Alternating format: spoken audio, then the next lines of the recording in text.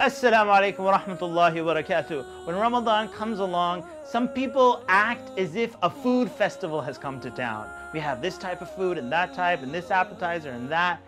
And Ramadan is actually a month of fasting. That means that the month is not about eating. The month is actually about feeding.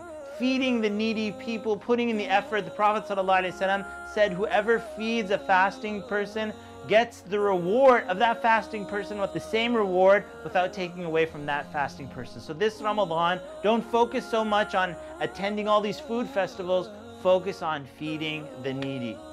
What is the definition of fasting? If you ask children, they will tell you fasting is when you don't eat and you don't drink from sunup until sundown. And sometimes a lot of adults use the same definition. That's it. That's all fasting is. Okay, that's it? Just fasting? Sun up, sundown, don't drink, don't eat?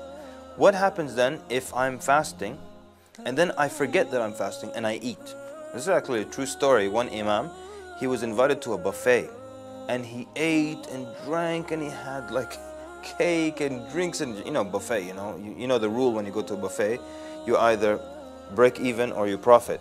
So this guy profited, alhamdulillah. He ate a whole lot. He said, then when I was totally done, then I remembered that I'm fasting. So does his fast count or not? Of course the answer is yes, it counts because he completely forgot. So that means it's got to be more than eating and drinking. So it's got to be something else. Of course, a sawm, fasting, means to abstain. So it's not just abstaining from eating and drinking, it's from all kinds of other things. It's from lying, it's from bad words, it's from cursing, it's from backbiting. Many people now, their main concern is what goes into their mouth.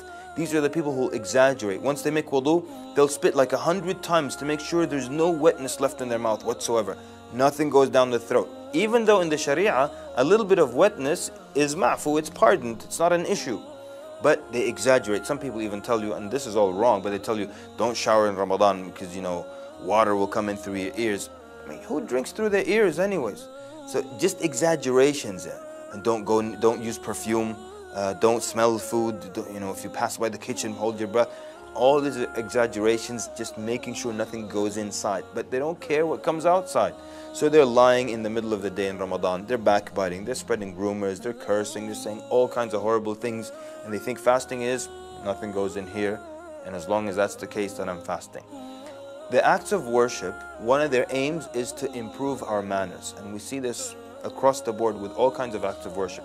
With fasting, it's very clear and very pronounced because the Prophet ﷺ taught us that if you're fasting and someone is fighting with you or cursing you or anything like that, you say out loud, Inni sa'imun, inni sa'imun. I am fasting, I am fasting.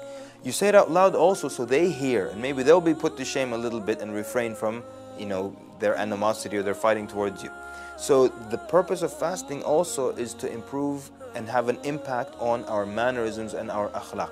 So remember that when you're fasting, it's not about what goes in only, but it's also about what comes out.